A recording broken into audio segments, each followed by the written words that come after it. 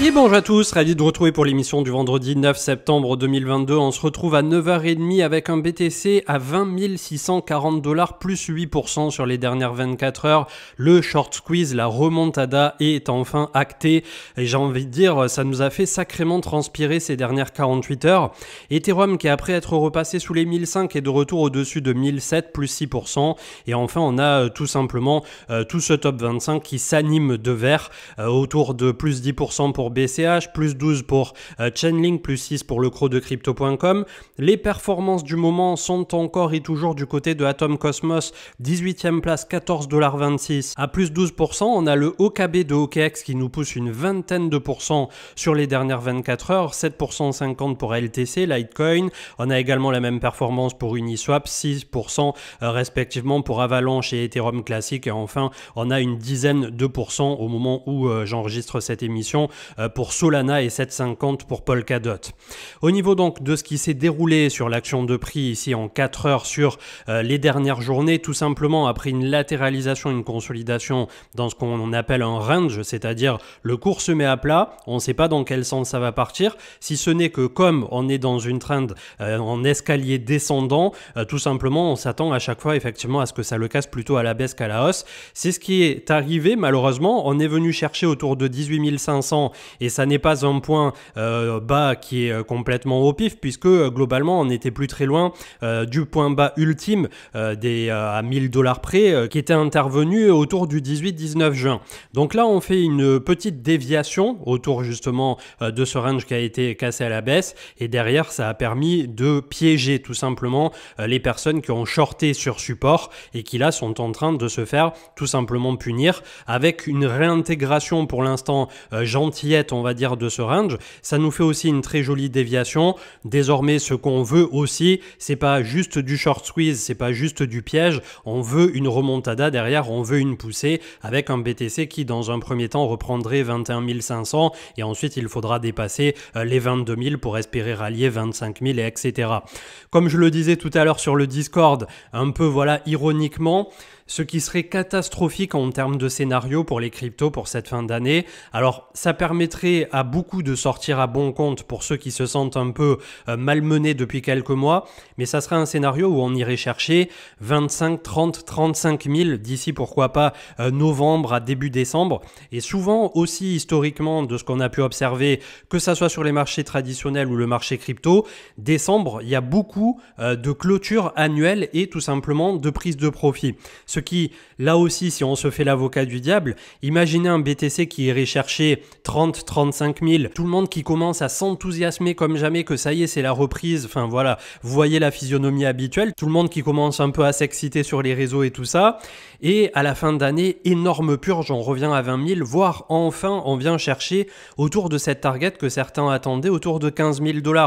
Et ça, je peux vous dire que ça ferait encore plus mal que de juste descendre comme ça un peu en phase d'escalier. Donc là, on est sur un short squeeze qui est bien lancé et qui apparemment, contrairement à la baisse la dernière fois qui était orchestrée du côté de FTX, aurait plutôt été diligenté ce coup-ci sur Binance au niveau des futurs. C'est toujours bon aussi de vous mettre quelques alertes sur les whales alertes comme ça, que ça soit sur Twitter ou sur Telegram. Et je trouve que l'action de prix en ce moment, de toute façon, est totalement liée à ce qui est en train de se dérouler du côté du dollar, puisque mécaniquement, on a cette hausse de taux de la BCE qui suit le sillage quasi parfait de ce qu'a proposé la Fed précédemment. Et même si c'est à retardement, on est sur un dollar qui se montre de plus en plus topiche. C'est tout simplement ce qu'on va voir dans quelques instants au niveau de l'analyse technique. On a un dollar qui est sur une triple divergence en hebdomadaire avec un RSI qui est en train doucement mais sûrement de petit à petit la valider. Et derrière, voilà, si ça part à la cave, c'est un retour à 103 voire 100 points pour le DXY et d'autant plus de liquidités qui vont revenir frénétiquement sur les actions et les cryptos. Hier, on a un SP500 qui a clôturé au-dessus de 4000 points, c'est à noter. Le Crypto Fear and Greed 22 dans l'extreme peur malgré ce que dit l'indicateur ici, puisque si vous cliquez que vous allez sur le site directement, quand on est sous 25, on est dans l'extreme peur. Le market order flow plutôt en recherche d'achat ce matin, mais là aussi, voilà, pour l'instant, on est sur un mouvement plus mécanique qu'autre chose.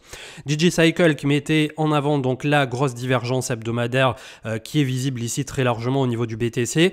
À noter aussi qu'elle avait été call sur le ratio SPX BTC par Vincent Gann, un un des meilleurs analystes à mon sens qu'on puisse suivre à ce jour sur Twitter et ailleurs. Et globalement, on fait de temps en temps une petite émission comme ça, soit une fois par mois ou tous les 2 mois, maximum tous les trimestres. Et on aura le plaisir donc de vous proposer la prochaine où nous échangerons tout simplement nos points de vue qui souvent sont plutôt convergents autour d'une émission spéciale ce lundi à 15h. Alors c'est un horaire qui est en plein milieu de journée. Je sais que pour beaucoup vous ne pourrez pas le consulter. Bien évidemment, ça sera disponible en replay à la fois sur Twitch et sur YouTube le lendemain.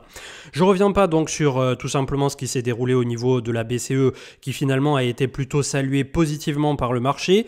C'est une politique qui est très peu accommodante pour la zone euro, d'autant plus que on va traverser effectivement cette crise énergétique cet hiver, mais pour autant je pense que ça a été pricé probablement très largement en amont par les marchés. Le CPI qui devrait là aussi donner le la et le ton, ça sera le 13 septembre FOMC et le 20 septembre CPI. Si c'est pas l'un c'est l'autre, vous inversez les deux. J'ai pas revérifié ce matin, mais en gros on a ces échéances qui arrivent là maintenant à terme et qui en plus pour ce qui nous intéresse nous au niveau des cryptos, le 15 septembre en plein milieu on a le merge de Ethereum. Donc autant vous dire que globalement ça va bouger, ça va tanguer et pas qu'un peu.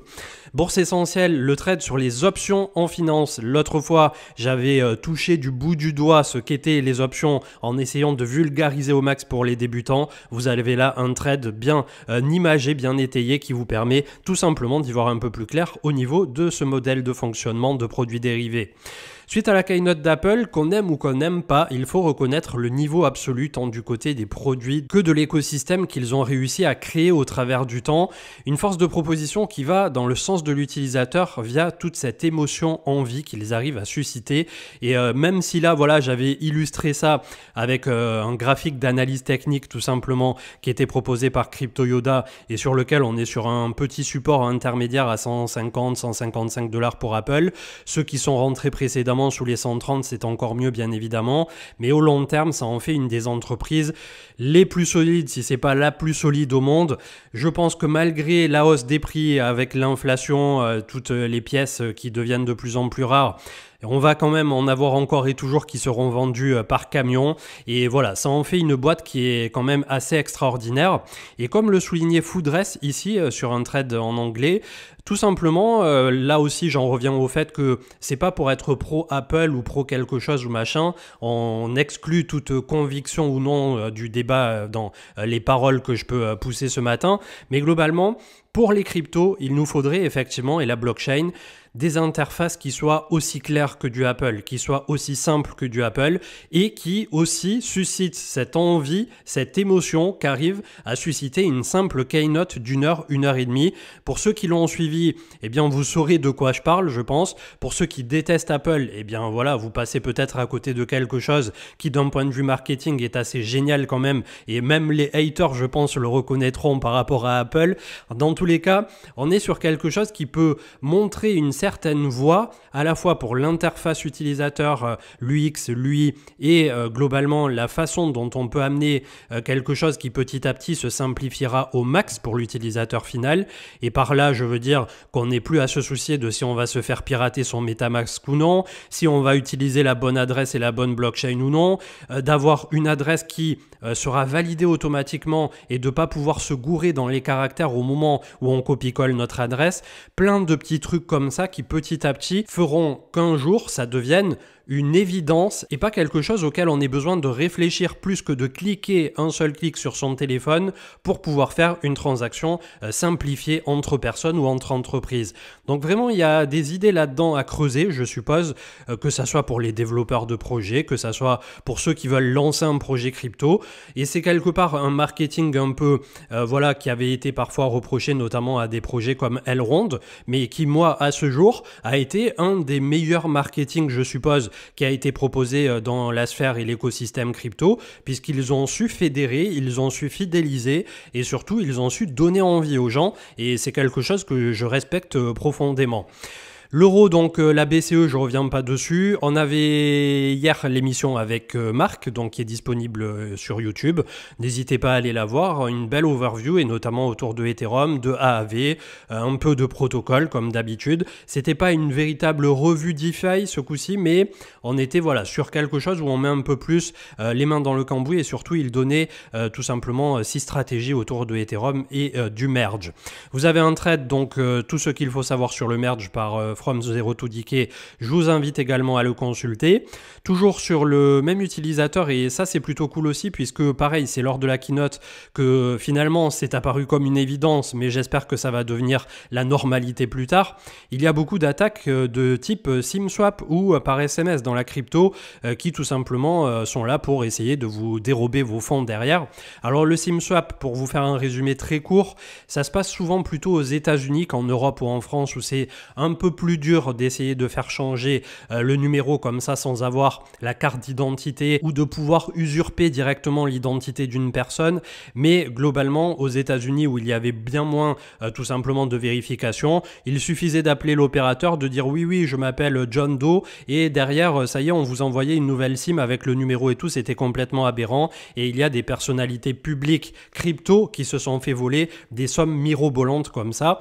Et là, en fait, justement, suite donc à cette keynote, on a eu tout simplement aux États-Unis la possibilité désormais d'avoir que la eSIM, c'est-à-dire de ne plus avoir de SIM physique et d'avoir un compte qui est relié à votre compte Apple ou iCloud ou que sais-je, qui directement va connecter ou être relié à un opérateur. Les trois principaux, Verizon, AT&T et le troisième, je ne sais plus lequel c'est, sont déjà voilà, en ligne pour tout simplement proposer ce service aux US, ce qui permettra, je suppose, voilà, de ne plus être exposé à ce risque, en tout cas de SIM swap. Et on terminera au niveau des news avec Cryptost qui titrait ce matin, à l'instant d'ailleurs, que le Bitcoin aurait un coût de carbone trop élevé, en tout cas pour les États-Unis. Selon un rapport de la Maison Blanche, elle recommande d'inciter les mineurs à utiliser des sources d'énergie plus vertes ou à subir une éventuelle interdiction. Donc ça va aussi dans le sens qu'en ce moment, tout le côté Californie et tout ça, où notamment les Tesla se sont survendus, ont pas mal de pénuries d'électricité. Donc on va voir là aussi ce que ça va donner cet hiver. Globalement, pour ceux qui s'intéressent un peu plus dans le dur de ce sujet éco-friendly ou de l'électricité tout court du proof of work pour le Bitcoin, on voit qu'on tend à aller de plus en plus vers de l'énergie verte, de l'énergie renouvelable. À ce jour, je ne sais jamais dans quelle proportion exactement on en est, puisqu'il y en a qui vous disent c'est 30%, il y en a d'autres qui vous disent c'est 50% et d'autres 70-80%. Donc on va prendre le meilleur des deux mondes, on va dire qu'on est à 50%, comme ça on fait plaisir à tout le monde, ce qui laisse une belle zone de progression et si c'est déjà plus haut, eh bien tant mieux j'ai envie de dire et j'espère vivement que dans les prochaines années, on ira très vite vers du 70-80 effectif, voire par la suite effectivement si les gouvernements comme les États-Unis venaient à taper un grand coup sur la table par rapport au proof of work, tout simplement aller vers du 100% neutre environnementalement parlant, sachant que là aussi ça rebat un peu les cartes en position de force pour Ethereum qui aura déjà réalisé très largement sa transition vers le proof of stake, ce consensus qui consommera à peu près 99% de moins que ce que consomme, en tout cas que consommait Ethereum en proof of work. On commence d'ailleurs par Ethereum, j'étais en train de regarder mes screeners tout à l'heure et j'ai constaté que il était plutôt pas mal foutu puisqu'on est de nouveau au contact de la moyenne mobile 20, on a fait un double creux ascendant, le tout en validant de nouveau le support des 1400$ et ça se présente vraiment plutôt pas mal avec un break qui est en cours aussi du côté de la paire Ethereum contre Bitcoin, le tout à 6 jours du merge. Là aussi, je ne sais pas si au moment du merge, quand bien même on continuera à pousser un peu sur Ether, si ça va être complètement vendu ou ce qu'il va se passer exactement. Mais en tout cas, la physionomie est plutôt pas dégueu. 989 milliards ce matin pour le crypto total des Alt qui a bel et bien validé la double touchette ici sur tout simplement la moyenne mobile 200 autour de 895 milliards. On vise désormais un simple retour donc à la moyenne mobile 20 entre 1100 et le support qui est devenu résistance à 1140-1150 milliards. Crypto total 2 des Alt qui ressemble à s'y méprendre donc à ce que nous propose ETH qui est juste sous résistance. Il faut péter désormais avec panache les 600 610 milliards à 625 que constitue la moyenne mobile 20. Attention toutefois, Bitcoin est probablement en train d'essayer de se défendre aussi, tout simplement puisqu'il a validé ici cette touchette autour du support 18 500. Pour l'instant, on n'a pas des volumes qui sont complètement fous. Par contre, regardez historiquement ce qui est en train d'arriver. Là aussi, le passé ne fait pas office de futur, bien évidemment, mais on est pile poil dans la configuration qu'on avait eue ici au printemps 2020, au moment où cette moyenne mobile 20 allait pour toucher la moyenne mobile 200 en bleu. C'est aussi ce qui avait failli arriver ici au moment du crack Covid et précédemment, si on remonte encore plus loin, c'est quelque chose qui était déjà arrivé. On avait même eu le petit méli-mélo ici, ça s'était croisé rapidement autour de la mise à plat de fin de printemps-été 2015 avant qu'on ait ce rallye complètement monstrueux à compter de là qui nous a conduit donc à l'ATH de 2017-2018 aux 20 000 $. Donc là, vu la pente, je suppose que ça risque de croiser au niveau de la moyenne mobile 20 et 200. Il y a très peu de chances que ça s'arrête net ici comme début 2019, mais ça veut dire aussi qu'on est déjà bien avancé, je suppose, au niveau de notre correction. Le RSI est aussi en train de tout simplement suivre plus ou moins ce que nous donne le cours avec une légère divergence comme on l'a vu tout à l'heure. Le MACD est en train de se mettre à plat.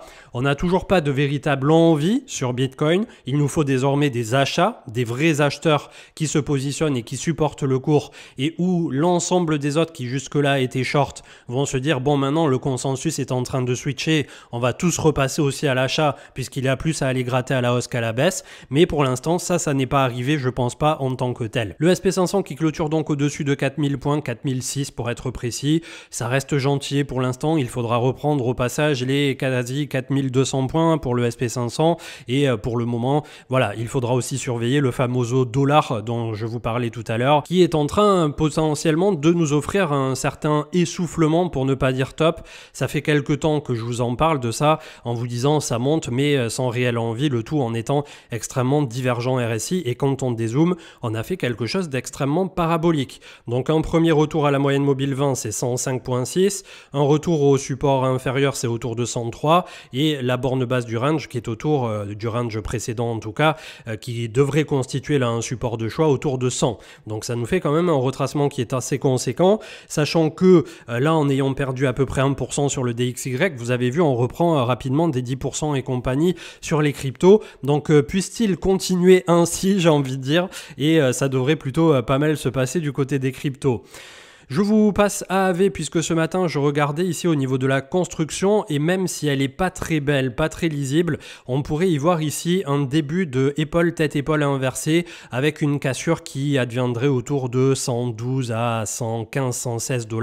On a la trend ici qui viendra nous offrir une triple touchette si on revient autour de 140 et ensuite le véritable envol pour AAV se passera le jour où on reviendra quelque part entre 170 et ici 240 $. Donc on a des constructions qui sont en train de se mettre en place. Ce qui m'embête un peu, c'est que sur la fin de cette construction, ça se fait sur des volumes depuis un mois qui sont complètement descendants. Mais on sent que quand même les alts ont envie. On a les alts qui se positionnent, on a des jolies choses qui sont en train de se mettre en place. Est-ce que l'accumulation a d'ores et déjà tout simplement recommencer sur les cryptos ou est-ce que, comme je vous disais tout à l'heure, le scénario du pire pour moi, ça serait d'avoir tout simplement des cryptos qui repoussent sur, on va dire, le mois, 2 mois, 3 mois, octobre, novembre et pour derrière, en décembre, de nouveau repartir littéralement à la cave. Ça va être une fin d'année qui va être assez mouvementée, mais qui dans tous les cas nous offre la volatilité dont nous a habitué le marché crypto et qui, je suppose, si vous êtes là en train de regarder cette émission, c'est aussi pour ça que vous venez à ce fameux marché crypto, c'est-à-dire pour avoir cette volatilité qui peut vous offrir un excédent tout simplement positif au bout d'un moment assez conséquent. La Bitcoin dominance, donc après avoir franchi le support à la baisse l'autre fois, et c'était le fameux piège peut-être pour les vendeurs de BTC autour de 38.8, on est de retour donc à 39.8 ce matin. On va voir là aussi, si jamais on venait à tenir le support, eh bien un simple retour à 42-43, et ça pourrait être effectivement dans un premier temps la punition pour les alts. Pour le moment, on n'en est pas là. J'ai la sensation qu'il essaie juste de se raccrocher aux branches pour Bitcoin. Et on l'a vu, on n'a toujours pas de véritable envie. Ça reste du short squeeze. Qu'est-ce que le short squeeze pour les débutants? C'est les positions vendeuses à la baisse avec levier qui sont en train de se faire liquider et qui sont obligées d'être vendues au fur et à mesure que le cours remonte. Ce qui entraîne de plus en plus de rachats de positions et qui fait que mécaniquement, le prix du BTC continue de monter. Voilà, c'est tout à fait des vases communicants, c'est très mécanique. Ethereum 21%, donc là aussi on a eu le break ici et également sur Ethereum contre Bitcoin. C'est exactement la même musique que sur BTC. Je veux un Ether désormais qui nous pousse des centaines de dollars. Je veux pas juste faire 1005, 1007 et puis on verra. Il nous faut absolument avoir une direction par rapport au merge. Pour ceux qui jouent le merge, c'est beaucoup trop tard pour le jouer maintenant. C'est pas forcément le moment d'essayer de venir vous faire mal sur Ether. On verra bien plus clair dans une semaine, dans 15 jours, quand tout sera acté, quand tout sera digéré, quand on aura vu si c'est vendu ou pas vendu. Enfin voilà, c'est pas le moment de courir après ce train-là, mais en tout cas techniquement parlant, ça se passe plutôt pas mal et j'en profite pour piquer la phrase de Avalanche, ça suit son cours. Avax pour sa part donc est en train là aussi de nous offrir un double creux, peut-être un peu moins véloce que ce qu'on a pu voir du côté de tout simplement Ethereum. On a la moyenne mobile 20 avec le gros cluster ici du volume profile autour de 23,80, donc les 24-25 $ qui vont être la zone pivot je pense pour l'accélération pour la suite pour Avax. À noter du côté du gold qu'on était revenu par deux reprises les semaines précédentes juste sous les 1700 $ et qu'il y avait la moyenne mobile 200 en secours et pour l'instant là aussi après une belle baisse le gold est en train de se remettre à plat donc on va voir ce que ça va donner. Est-ce qu'on peut faire un double bottom parfait avec un W qui serait validé autour de 1800 $? En tout cas c'est une lecture qui est plutôt réjouissante et plutôt facilitée aussi par rapport aux autres marchés sur les métaux précieux. D'énormes volumes qui sont rentrés cette semaine sur Raven. On est ici sur Bybit, je vais vérifier également sur Binance, c'est exactement la même musique. On avait eu déjà le premier appel à peu près 2 mois avant et un beau retracement de 3 semaines quand même qui avait conduit le cours de 0,043 à 0,027 et ensuite depuis 2 semaines on est en train de repartir sachant qu'on est en train là aussi de valider un double creux ascendant pour Raven qui est spéculé très largement comme un bon candidat de substitution comme Flux et comme bon nombre d'autres. On avait Ethereum classique aussi ou tout simplement Proof of Work remplaçant de Ethereum puisque ça y est le sort est scellé depuis Bellatrix depuis quelques jours. Tout simplement la bombe de difficulté va arriver et ça ne va plus être du tout intéressant pour les mineurs de miner Ethereum. On a toutes les minières que ça soit Hut, Riot, Marathon Digital et même les autres. On a Hive, Coinbase, MicroStrategy qui sont en train aussi de reprendre immédiatement leur ferveur. Donc là aussi double creux ascendant en devenir. On va voir ce que ça va donner mais c'est extrêmement lisible pour le coup. Pour ceux qui aiment bien faire des petits trades à court terme, vous savez précisément où vous positionnez à la fois en termes de stop loss et à la fois en termes de profit. Donc là voilà, je vais pas donner d'idée de trade ou quoi que ce soit, c'est pas le but de cette chaîne, mais globalement il y a des setups effectivement qui sont en train de se mettre en place et qui sont loin d'être dégueux ou négligeables. Allez, une fois n'est pas coutume, on terminera peut-être avec Coinbase justement, ça faisait quelques temps qu'on n'en avait pas parlé. Comme vous le savez, j'avais vendu principalement 80% de mon bag précédemment parce que tout simplement je le sentais pas et plus après une descente complète aux enfers. J'avais réussi à sortir légèrement en positif. Désormais, je regarde évidemment avec les 20% qu'il me reste. Je vais voir pourquoi pas à commencer à le recharger aussi si le marché crypto m'offre une lecture où effectivement l'automne serait plus positif que négatif et je me méfie beaucoup de ça. Mais globalement, voilà, on est au travail de cette moyenne mobile 20. On avait fait une fausse sortie ici précédemment et je pense que ça se passera autour de 83 $ par la suite pour tout simplement Coinbase. Et une fois qu'on aura franchi là où il s'était arrêté précédemment autour de cette mèche à 115-116, on peut viser dans un premier temps tout simplement 150 et ensuite on a les 215 qui constituaient tout simplement le bas du range de consolidation de cet ancien support qui deviendra une très jolie résistance désormais pour Coinbase. Un bel X qui a clôturé hier à 19 300, ce matin on est à 20 600. Beau short squeeze, belle remontada pour BTC, mais attention, il nous faut désormais cette véritable envie, cette véritable contre-poussée. Et n'oublions pas que nous sommes sur un mois de septembre qui, historiquement, est un mauvais mois pour les cryptos et pour les marchés traditionnels souvent. Donc il faut se montrer méfiant. De notre côté, une des plus grandes et plus belles transitions qu'ait réalisé à ce jour l'écosystème avec Ethereum Merge d'ici 6 jours. Je vous souhaite une excellente journée et je vous dis à lundi. Je ne suis pas là ce week-end et lundi donc on aura l'émission le matin, l'émission avec Vincent à 15h et on verra si on fait sauter le live à 21h puisque 3 émissions sur une journée, je pense que vous allez en avoir marre de m'entendre. Très bonne journée et je vous dis à plus tard. Ciao ciao.